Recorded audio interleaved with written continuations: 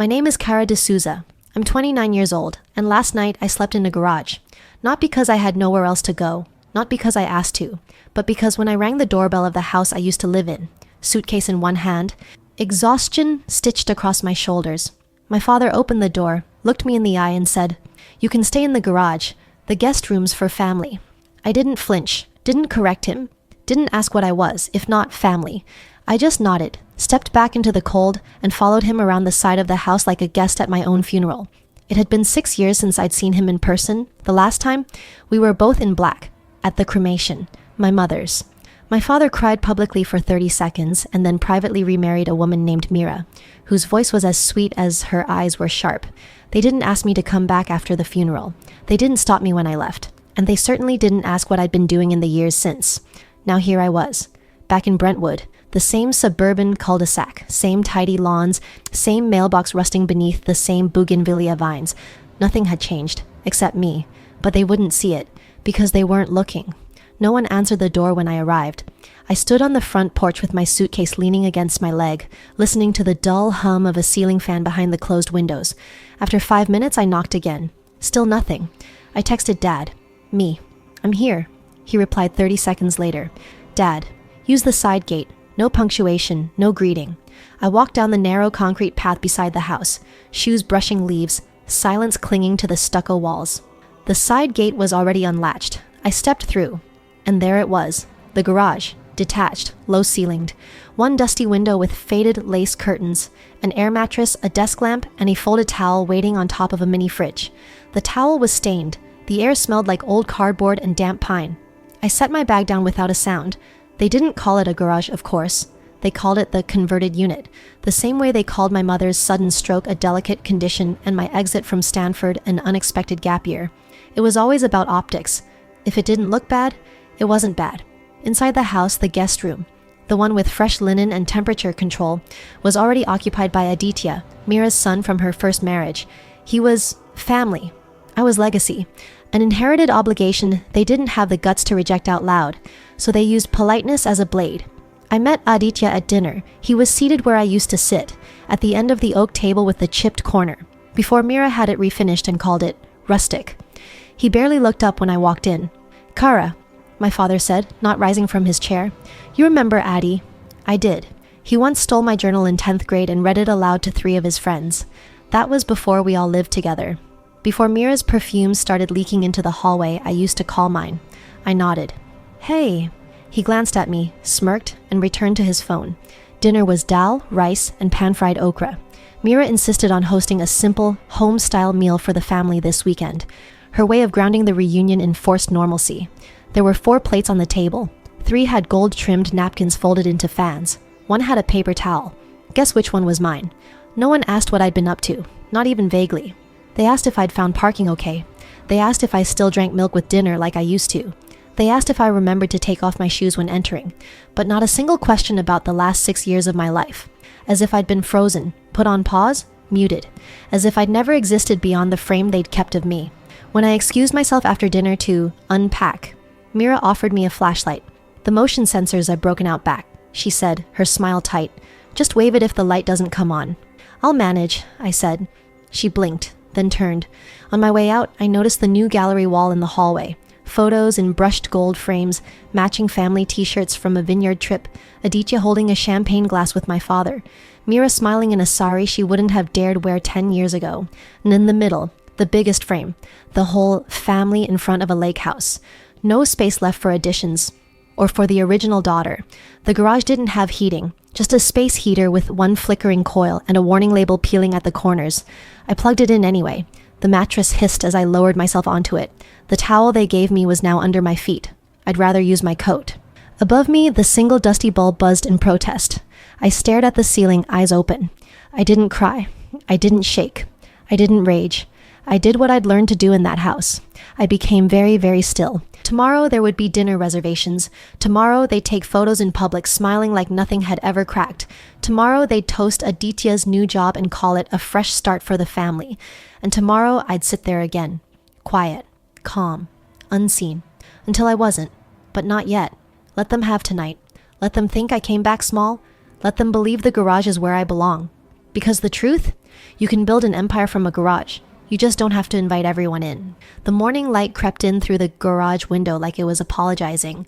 It filtered through dust and regret and landed softly on the cracked linoleum floor, illuminating the outline of my suitcase. I hadn't unpacked. There was nothing to unpack really, just 4 black dresses, 2 pairs of shoes, and the journal I stopped writing in 3 years ago. The rest I'd left behind on purpose. Everything important I carried in silence. The kitchen was already alive by the time I came in. Not warm, alive, busy, clinking plates, tense laughter, the hum of a coffee grinder and a conversation I hadn't been invited into. Mira was at the stove. Aditya was scrolling through something at the table, grinning at his phone. Dad was reading the newspaper like it was still 1996. None of them looked up when I entered. "Good morning," I said, quiet but audible. Mira glanced. "Oh, you're up. There's some toast if you want." Toast, no eggs, no tea, no good morning back. Just toast, if I wanted. It reminded me of the first breakfast after my mother died. I was 17.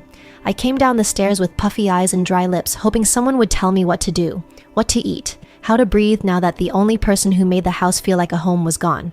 Dad was already dressed for work. Mira, his friend from Temple at the time, was in the kitchen. There was no food on the table, no coffee, just a note. "Help yourself?" Mira brought some fruit. Fruit. Not comfort, not arms, not anything that said, "I see you." Just a banana and a bruised peach left on the counter like offerings to a girl they didn't know what to do with. "You still doing your little poetry thing?" Aditya asked now, barely glancing up from his phone. I turned to face him, one hand resting on the back of the chair that used to be mine. "Not really," he smirked. "Didn't think so. Doesn't pay the bills." I didn't correct him. Didn't mention the royalties or the licensing deals or the Manhattan loft I never actually lived in. I'd learned early that the most dangerous thing you could be in this house was proud. When I was 12, I won a district writing competition. Wrote a short story about a girl who kept jars of rain in her closet so she could pour them on herself when the world was too dry. It was weird and sad and no one in class liked it. But the judges did. They sent a letter home with a certificate and a $100 prize. I handed it to my father with both hands, beaming. He read it, nodded once, then said, "That's cute, sweetheart. Just don't let it distract you from your math grades." He never asked what the story was about. He never read it either.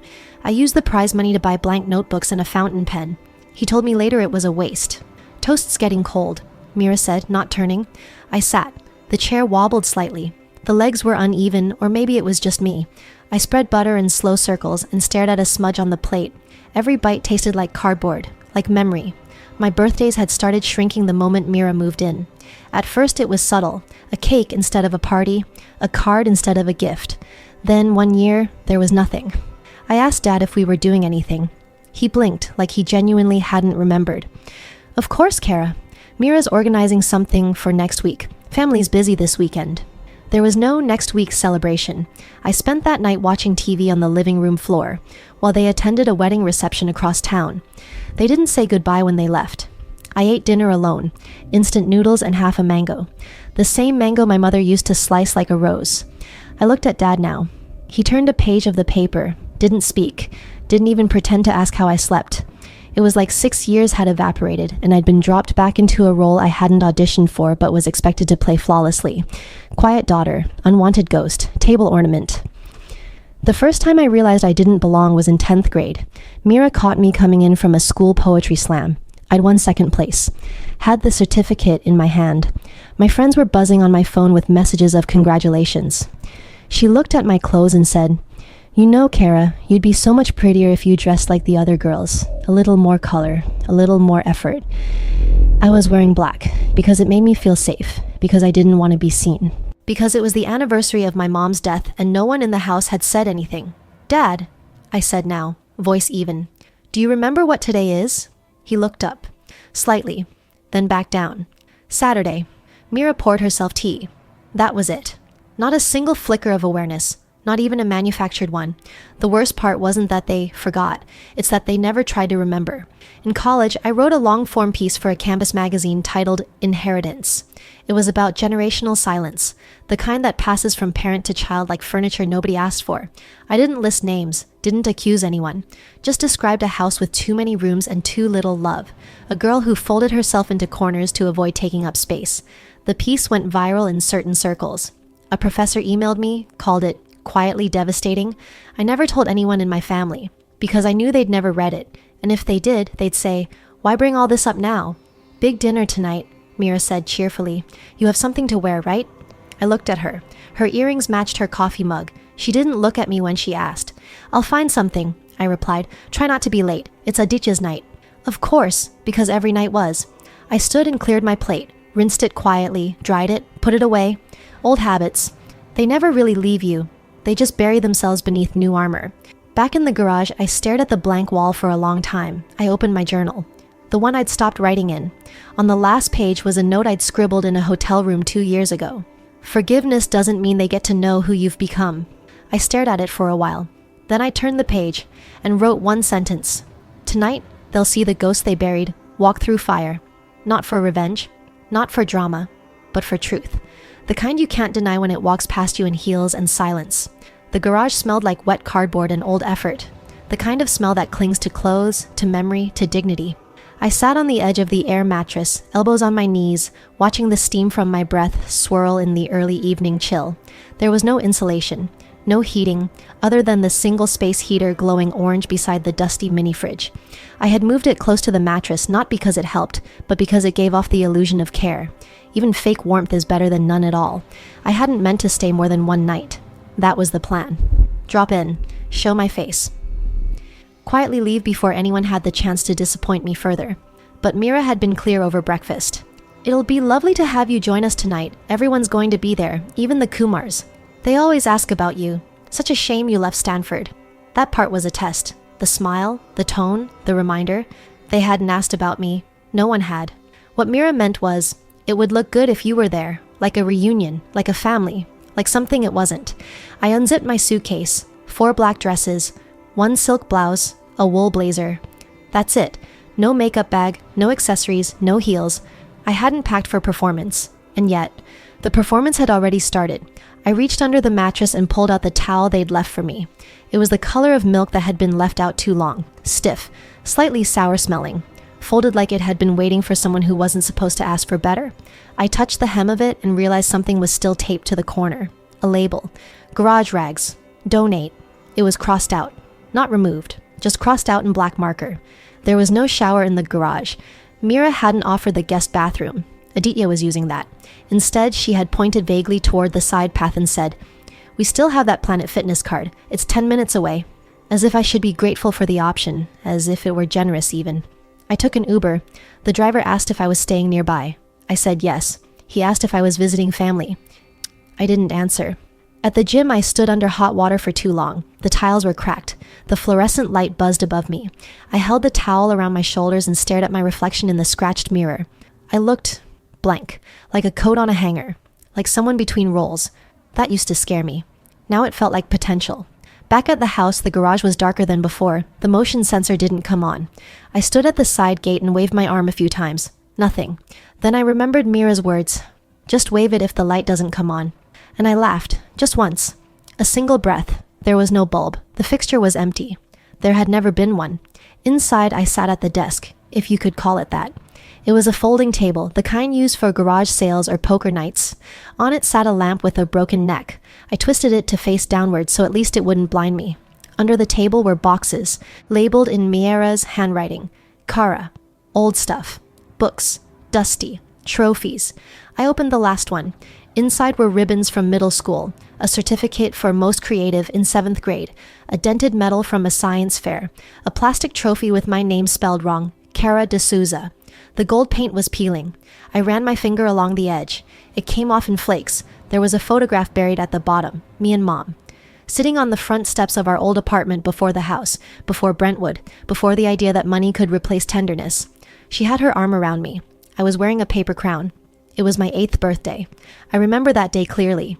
She had made a cake from scratch, chocolate with a raspberry center. The power had gone out, so we ate it by candlelight and pretended we were royalty in hiding. That was the last time I remember laughing without bracing for disappointment. I set the photo face down. It was too much. Even now, dinner time came. I watched through the garage's side window as the porch lights flicked on. The house lit up like a catalog page. Warm gold tones, dimmed chandeliers, people arriving with wine bottles and laughter.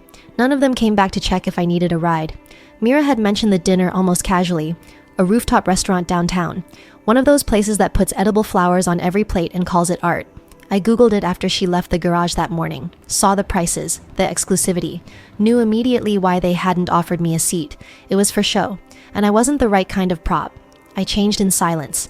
Black dress, long sleeves, high neckline, elegant, neutral, inconspicuous, the kind of thing you wear when you want to disappear in expensive spaces.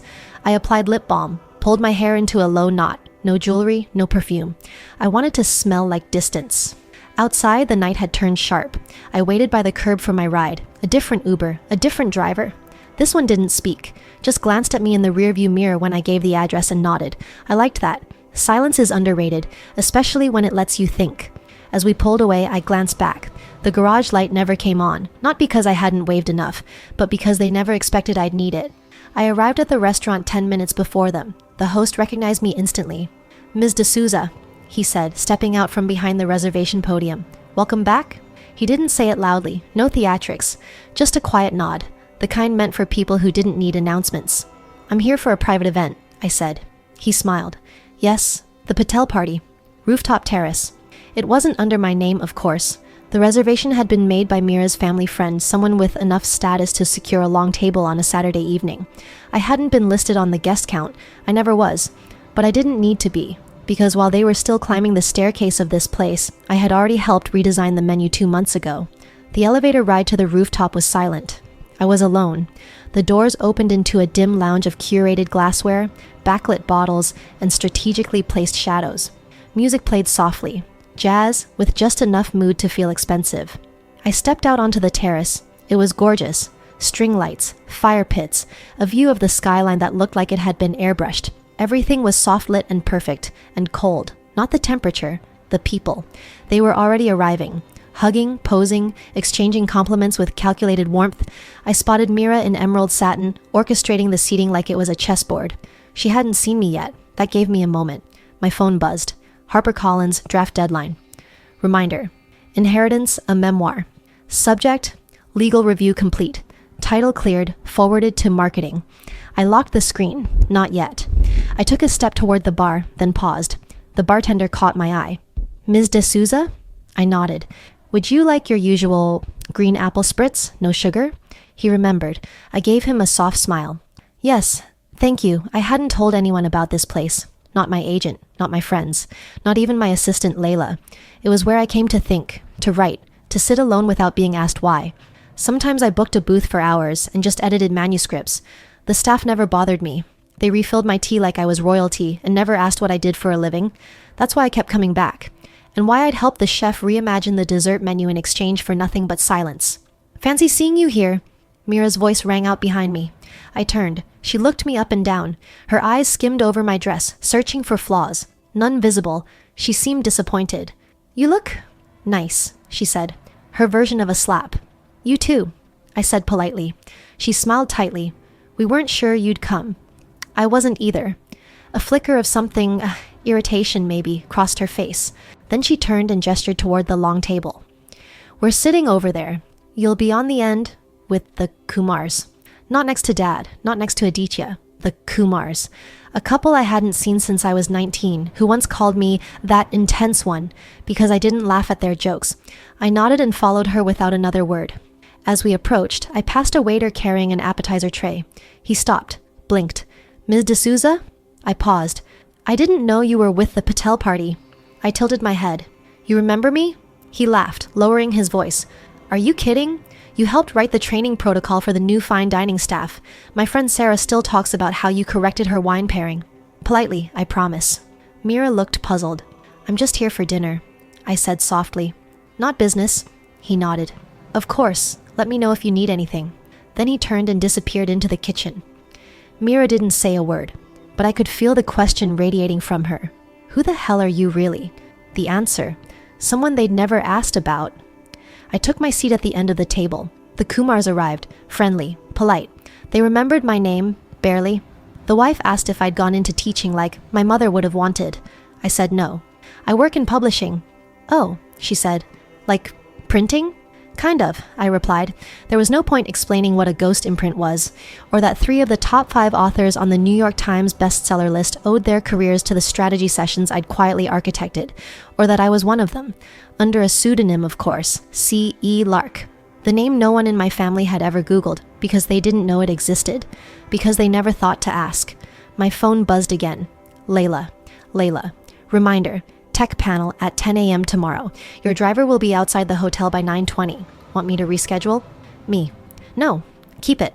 Layla. Got it. P.S. Your Forbes piece just dropped. Top 30 under 30. It's... Want me to forward it to your dad?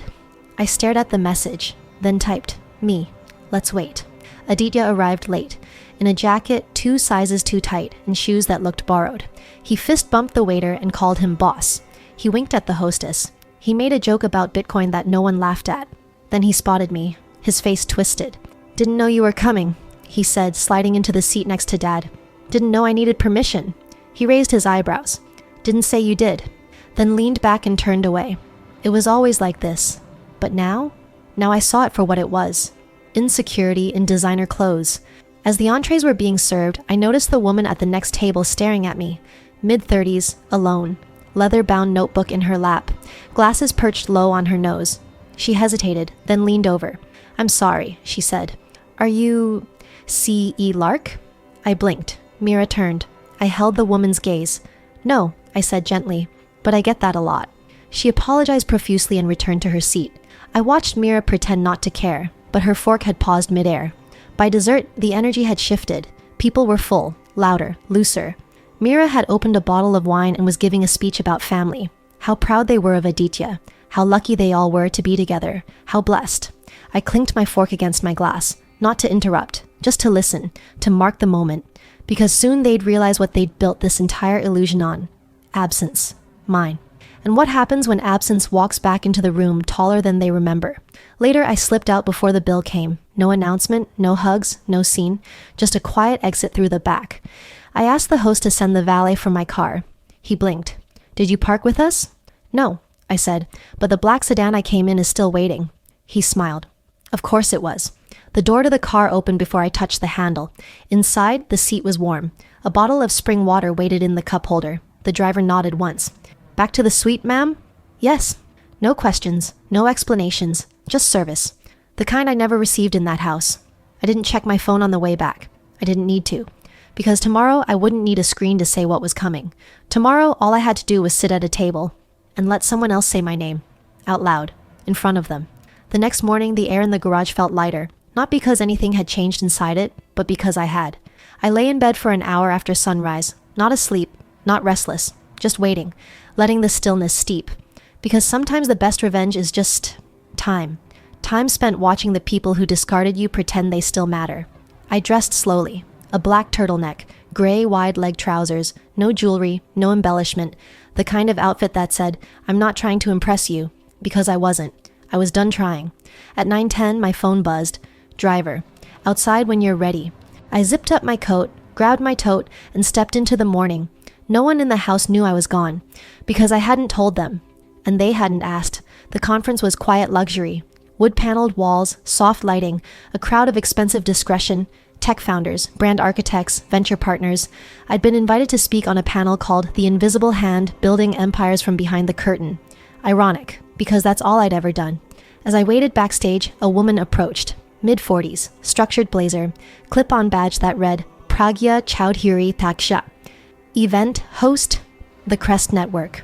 You're Cara D'Souza? She asked, shaking my hand with both of hers. I am. You're a hard woman to track down. I've read everything under C.E. Lark. Even the unreleased essays. You made ghostwriting look like high art. I smiled. I only wrote what was true. She tilted her head. Tonight's dinner, we'd love to seat you at the sponsor table. I know it's last minute, but, well, you're the reason most of them are here. I hesitated. Actually, I said, would it be possible to invite 3 guests? She blinked. Of course. Friends? I didn't answer that, just said, family. Back at the house, I found Dad in the living room, squinting at the TV. He looked up as I walked in. You went out? He asked. I nodded. Just some errands. He gestured toward the screen. The Kumar sent us those photos. You're not in any of them. I left early. Oh, that was it. No why, no Is everything okay? Oh. In the kitchen, Mira was wiping down already clean counters. She didn't look at me, so I spoke first. I have a dinner tonight. Wanted to know if you and Dad would like to come. She turned slowly. Where? The Crest Network, Founders Gala, rooftop at the Wexford, 7 p.m. She blinked. Is it work-related? Yes. Her eyes narrowed. Are you sure you want us there? That was the real question. Not from politeness, from fear. Fear of being seen next to someone she couldn't control. I smiled gently. I wouldn't invite you if I wasn't sure. She nodded slowly. I'll check with your father. I already did, I said. He said yes. That was a lie. He hadn't. But he would. Because if Mira went, he'd follow. At 6:30, I stood outside the house, wearing a black floor-length silk gown with an open back. Simple. Clean. No shimmer. It was the dress you wear when you don't want to be remembered for your clothes, but for how quiet the room went when you entered. The car pulled up, the same one from the restaurant. A uniformed driver stepped out and opened the back door. Mira hesitated. Dad stared at the logo on the car. Wexford. He whistled low. You know someone there? I turned. I am someone there. The lobby was all marble and intention. Guests in black tie moved like they belonged. Mira's eyes darted everywhere, trying to recognize someone. No one recognized her. No one needed to. Because the event wasn't for her. It was because of me. Pragya met us at the check-in desk. Her smile widened. Kara, you're right on time. She turned to Mira and Dad. And you must be the parents. Mira opened her mouth to correct her. To say stepmother, probably. But Pragya had already turned. This way, please. The sponsor table's just up front. Aditya was already there, wearing a tux that looked like it was rented, standing alone, nervously scrolling through his phone. When he saw me, he froze, then laughed. Wait, you're speaking here? No, I said. I'm hosting. He blinked, then actually stepped back, the kind of move people make when their assumptions start to collapse. The dinner began. Pragya took the stage and welcomed the room, then introduced the evening's sponsor. Please welcome Cara D'Souza, founder of Lark Strategies, and the voice behind a movement that shaped modern narrative branding in a generation, a woman who chose silence, until now. Applause, not thunderous, but genuine. I walked up slowly. My father's face was unreadable. Mira was frozen. Aditya looked like someone had poured cold water down his spine. I took the mic. I used to believe power meant being the loudest person in the room, I said, softly. But some of the most powerful people I've ever known are the ones no one noticed, the ones who sat in garages and basements and conference rooms, building worlds quietly. Pause. Looked directly at them. And tonight, I'm proud to sit at the same table where people once made me feel invisible, because that table's mine now. I stepped down. No bow, no dramatic exit, just calm precision. At dinner, I didn't speak much, didn't need to. Everyone else was asking me questions about the agency, the memoir, the New York deal, the panel tour, and I answered lightly, graciously. While Mira pushed salad around her plate and Dad stared at the rim of his wine glass. At the end of the night, the waiter arrived with dessert options, then looked at me. Ms. D'Souza, penthouse or sky suite? I turned slightly, met my father's eyes. He froze mid-bite. His fork clinked against the plate. The question hung between us. I tilted my head. Sky suite, I said, then stood. The next morning, the house was silent. The kind of silence that doesn't soothe. The kind that hangs, like smoke after a fire. I walked in through the side gate, heels in my hand, hair still curled at the ends. The hem of my gown brushed against the garage floor as I crossed it for the last time. I didn't bother closing the door softly, let it echo. Let it wake them. Let the house remember I'd returned. The kitchen smelled like burnt toast and second thoughts. Dad was at the table in yesterday's dress shirt, sleeves rolled up, a mug cradled between his palms. He didn't look up. Morning, I said. Stillness. He set the mug down. I didn't know. I didn't answer. He kept his eyes on the table. All this time, I didn't know you were doing all that, as if success were a side hustle, as if my entire life had been background noise. You never asked, I said, quietly, flat, not to wound, just to say the thing that needed saying. Mira entered next, robe tied tight, face made up but not well, the kind of makeup people apply after crying in private. Last night was impressive, she said. It was almost a compliment, almost. Thank you, I replied. She fidgeted with a spoon that didn't need stirring. We had no idea about the company, the books, that CE Lark is you. I never hid it. She blinked. But you never told us. I shrugged. I stopped sharing things when I realized I was the only one listening. Aditya came down last, hair uncombed, shirt half buttoned, trying not to look like he was unraveling. He didn't speak, just pulled out a chair and sat, avoiding my gaze. I poured myself a glass of water, sat across from them, the four of us in one room, a rare thing, but not sacred, just awkward. Did you always plan this? Dad finally asked. I looked at him. This? I asked. He nodded. The dinner. The reveal. I shook my head. Number I planned to come home, that's all. He seemed confused. But why now? I leaned forward slightly. Because this house is a scar I wanted to stop scratching. He looked down, then back up, slowly. You're angry. No, but you're hurt. Yes. He exhaled. I thought we gave you enough. I smiled, not cruelly, just sadly. You gave me a roof, food, school. You met the minimum. His eyes flashed, but he said nothing. You called that love, I added. I didn't. Mira flinched, slightly. She started to speak, but I cut her off. Not harshly, just with finality. I'm not here for apologies. Then what are you here for? Aditya asked. Finally. The question. I looked at him, not with bitterness, but with brutal clarity. To stop playing the role you wrote for me. He rolled his eyes. What role? The extra, I said. The filler. The family shadow. He shifted. You always made yourself distant. I became what this house needed me to be to survive it. No one had a response to that, because there wasn't one. A long silence followed. Then Dad stood, crossed the room, opened the fridge, closed it again, without taking anything out. This isn't easy for me. I nodded. It wasn't easy for me either, but I still did the work. He turned.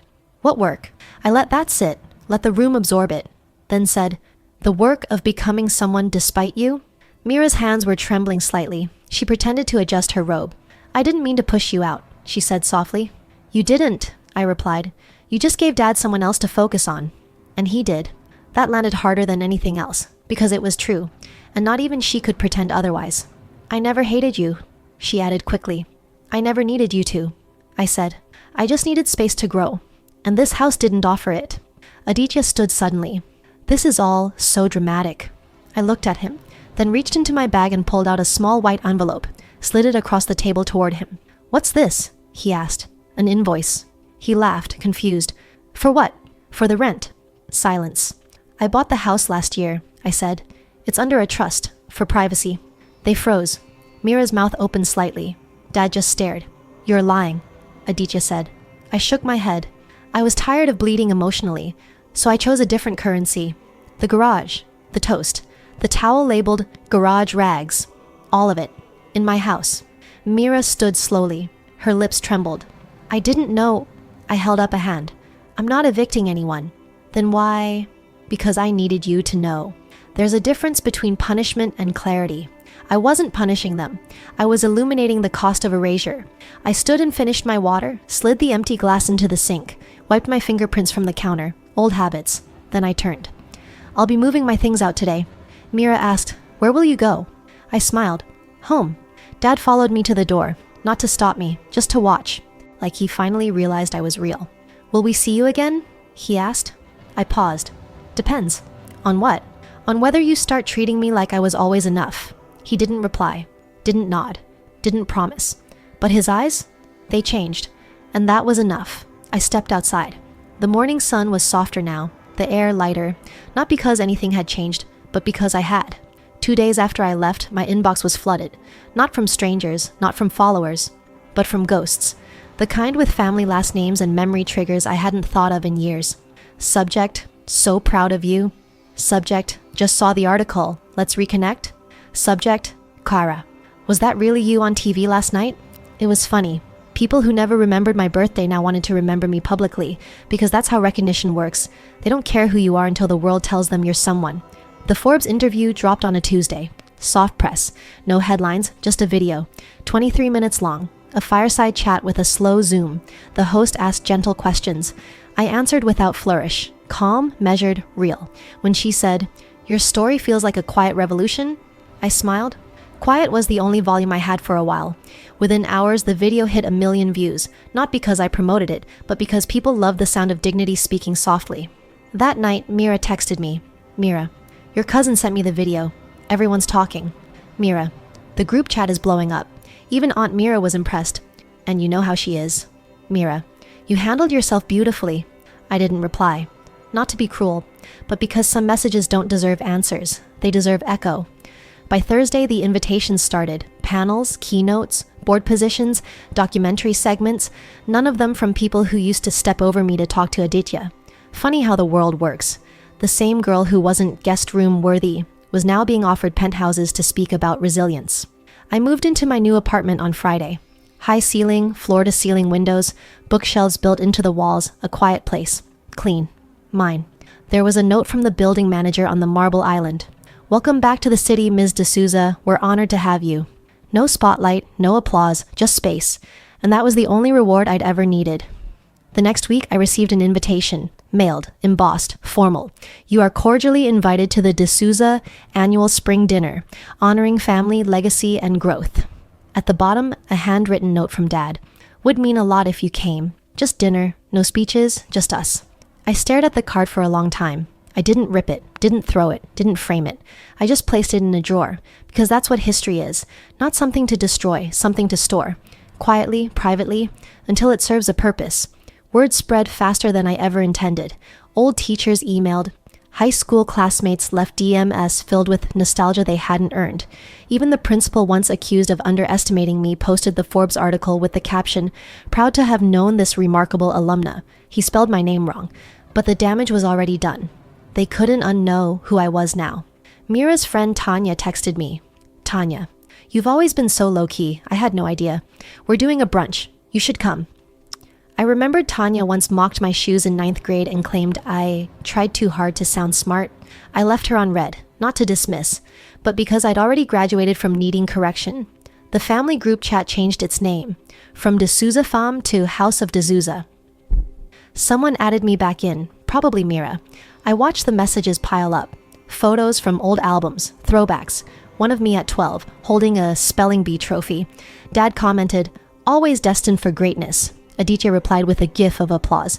It was surreal, the past bending backward to accommodate a present they never contributed to. That weekend, I passed by the restaurant from the earlier dinner. The same waiter spotted me through the window. He came out, no hesitation. "Ms. D'Souza," he said, not even surprised. "We've had 3 guests ask if you'll be dining again soon." I smiled. He handed me a card. "Management asked if you'd be willing to consult again. The new owner's a fan." "Of the books?" I asked. He grinned. "Of you." At a bookstore downtown, I saw it. A display. A stack of copies under a simple black placard. C.E. Lark, Inheritance, a Memoir. Beneath it, a sticker, #1 international bestseller. And beside it, a small stand with an open page and a single quote. "The hardest part about surviving isn't surviving. It's returning to places that only remember the version of you they could control." That was my voice. On paper, in stores, in strangers' hands, and in every room my family now walked into. Because the thing about whispers, they travel. And when they're about someone who refused to shout, they hit harder. Mira's colleague asked her during a fundraiser, "Is it true your stepdaughter's C.E. Lark?" Dad's business partner leaned in during a client dinner and said, "You should be proud. She represents legacy done right." Even Aditya's boss asked him point blank, "Your sister's the one behind Lark Strategies? She ever considered corporate consulting?" And each time they had to smile. Nod. Pretend. Because now, their silence looked suspicious. Their absence looked deliberate. Their past treatment looked like what it was. Neglect. I didn't rub it in, didn't gloat, didn't post. I just kept doing the work, letting the truth speak. In bookstores, on air, at panels, in articles, in eyes that widened when they heard my name.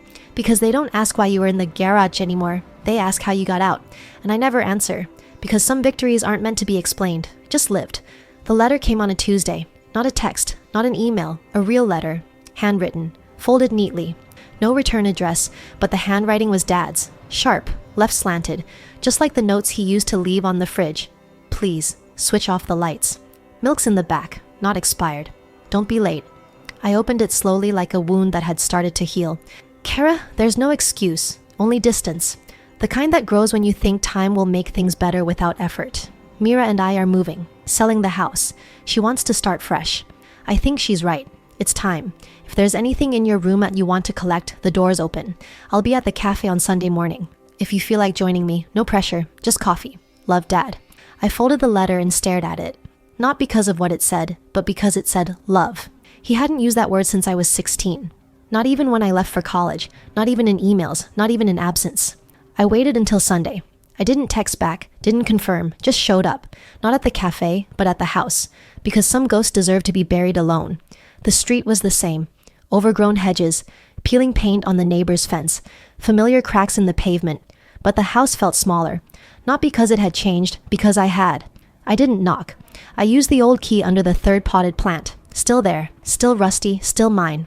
The garage door creaked as it opened. It smelled of detergent and denial. The cot was still there, folded, neatly, as if it had been a favor, not an insult. The towel labeled garage still hung on the back hook. I stood there for a while, looking, breathing it in. Not to remember, to end remembering. Upstairs, my old room was untouched. The paint had faded, the posters were gone, but the indent on the bookshelf where I used to press my head when I cried was still there. I ran my fingers across the desk, opened the bottom drawer. There it was, the notebook, black leather, scratched edges, a broken spine. Inside, poems, quotes, rage, a 16-year-old girl trying to make sense of silence. I slipped it into my tote without reading. She deserved peace now. I checked the guest room on instinct. It was immaculate. Mira's designer cushions, lavender air freshener, folded towels like a hotel.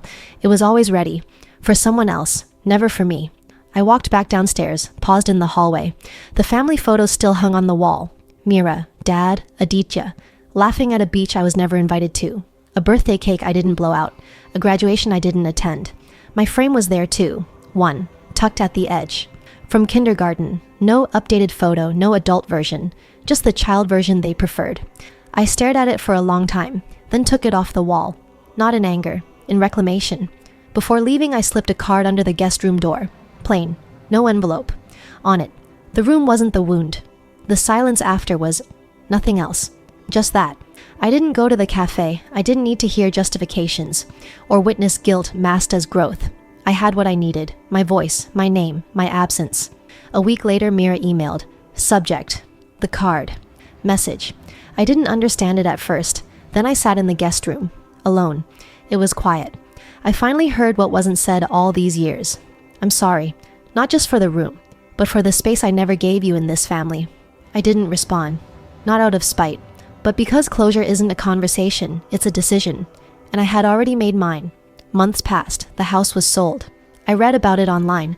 A listing that called it charming and warm. I smiled. Real warmth doesn't need a listing. It announces itself when it enters the room. One evening, I returned to the rooftop bar. The same place as the dinner. Same skyline. Same quiet music. The waiter recognized me instantly. Ms. D'Souza, back for the suite? I smiled. Just a table, for one. He guided me to a corner with the best view. As I sat, the city lights flickered below. They hit harder. Mira's colleague asked her during a fundraiser, "Is it true your stepdaughter's CE Lark?" Dad's business partner leaned in during a client dinner and said, "You should be proud. She represents legacy done right." Even Aditya's boss asked him point blank, "Your sister's the one behind Lark strategies? She ever considered corporate consulting?" And each time they had to smile. Nod. Pretend. Because now, their silence looked suspicious. Their absence looked deliberate. Their past treatment looked like what it was. Neglect. I didn't rub it in, didn't gloat, didn't post.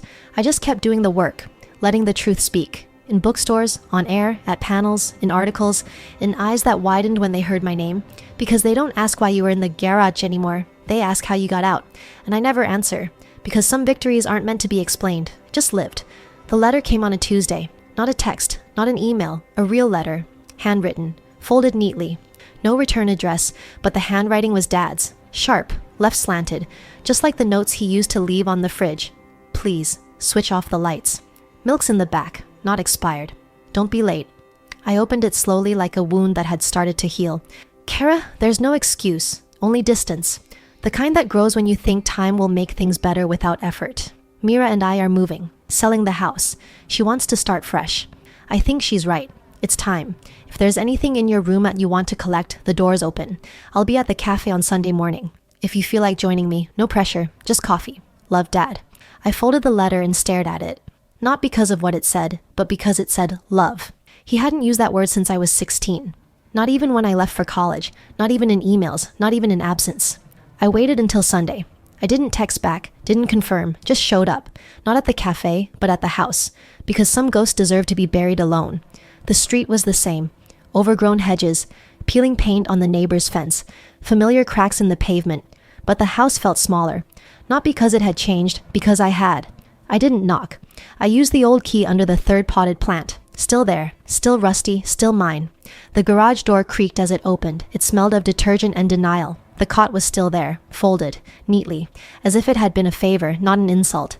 The towel labeled garage still hung on the back hook. I stood there for a while, looking, breathing it in. Not to remember, to end remembering. Upstairs, my old room was untouched. The paint had faded, the posters were gone, but the indent on the bookshelf where I used to press my head when I cried was still there. I ran my fingers across the desk, opened the bottom drawer. There it was, the notebook, black leather, scratched edges, a broken spine. Inside, poems, quotes, rage, a 16-year-old girl trying to make sense of silence. I slipped it into my tote without reading. She deserved peace now. I checked the guest room on instinct. It was immaculate. Mira's designer cushions, lavender air freshener, folded towels like a hotel. It was always ready. For someone else, never for me. I walked back downstairs, paused in the hallway. The family photos still hung on the wall. Mira, Dad, Aditya, laughing at a beach I was never invited to. A birthday cake I didn't blow out. A graduation I didn't attend. My frame was there too. One, tucked at the edge. From kindergarten. No updated photo, no adult version. Just the child version they preferred. I stared at it for a long time, then took it off the wall. Not in anger, in reclamation. Before leaving, I slipped a card under the guest room door. Plain. No envelope. On it. The room wasn't the wound. The silence after was nothing else. Just that. I didn't go to the cafe. I didn't need to hear justifications or witness guilt masked as growth. I had what I needed. My voice, my name, my absence. A week later, Mira emailed. Subject. The card. Message. I didn't understand it at first. Then I sat in the guest room. Alone. It was quiet. I finally heard what wasn't said all these years. I'm sorry. Not just for the room, but for the space I never gave you in this family. I didn't respond. Not out of spite. But because closure isn't a conversation, it's a decision. And I had already made mine. Months passed. The house was sold. I read about it online. A listing that called it charming and warm. I smiled. Real warmth doesn't need a listing. It announces itself when it enters the room. One evening, I returned to the rooftop bar. The same place as the dinner. Same skyline. Same quiet music. The waiter recognized me instantly. Ms. D'Souza, back for the suite? I smiled. Just a table, for one. He guided me to a corner with the best view. As I sat, the city lights flickered below. That's all for this story. I'll be back with another one. If you haven't already, please consider subscribing to the channel. It motivates me to create more content like this.